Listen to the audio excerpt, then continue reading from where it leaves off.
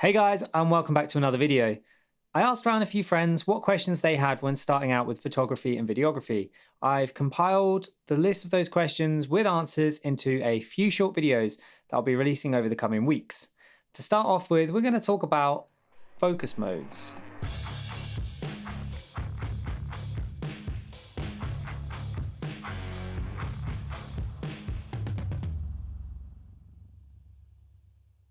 So let's talk about these focus modes, specifically autofocus modes. Manual focus is obviously manual focus, and that's done, that's buried, that's sorted. So let's talk about autofocus. So the first one is one-shot autofocus. That's if you're a Canon shooter. If you're a Sony shooter, I think it's called single-shot autofocus, and other brands I'm not 100% sure, but the principle here should outline exactly which mode this is. So one-shot autofocus pretty much does exactly what it says on the tin. It is a autofocus mode that focuses, takes the shot, and then you can focus again. When you half press the shutter button, it will focus to the either point or face detection that you're using, and it will then allow you to take the picture. You've then taken the picture, and then you're back to square one again. You then half press to focus, and then you press the shutter again to take the photo, and that's pretty much it. That is pretty much everything that comes with one-shot autofocus. Now, this mode isn't particularly useful for fast-moving subjects.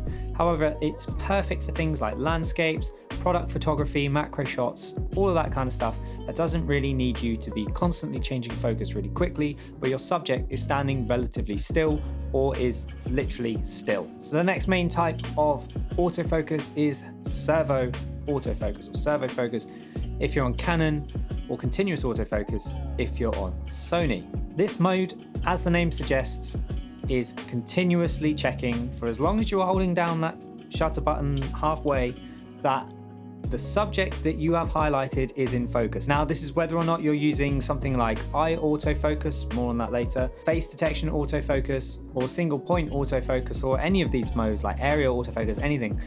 This will continuously check that whatever you've selected is in focus for as long as you hold that shutter button halfway down. Say, for instance, you are photographing a car coming around the corner of a racetrack. Now, if you are tracking that subject using tracking autofocus, what will happen is when you press and hold that shutter button halfway down, it will continuously be adjusting. It won't get to the point where it is in focus and then stop. It will just continue to check that it's in focus. So it's perfect. If, say, for instance, that car's coming around a corner and you want to slap off a little bit of a burst mode there, you can capture that coming around that corner really fast. Another really good example of this is, say you're capturing a photo of your dog running, like I have done, and I've got like 2 or 3 Instagram accounts full of dog photos, mostly of the two chasing each other and terrorizing each other.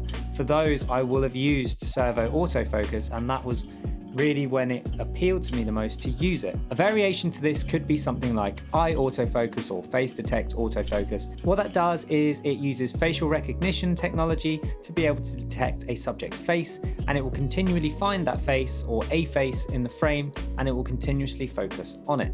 I use the face detection autofocus when I am vlogging on the M50 because it's really handy at keeping my face in frame, because obviously when I'm moving around and I'm looking at the camera lens, I'm not always aware of the fact that if my face is in the middle of the frame or to the edge of a frame.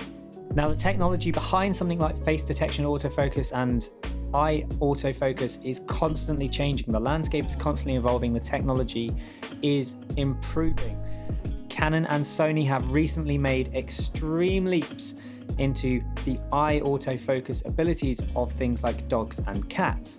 Using something like this is the perfect mode for portrait photographers for both, pets and people alike. So I hope that helps sum up some of the common autofocus modes available to you, what they do, how they work, and how to use them. If you did like this video, don't forget to like, comment, get subscribed, light the bell to stay up to date for whenever I release a new video, because there will be more videos just like this one coming over the coming weeks. Until the next one though, see ya.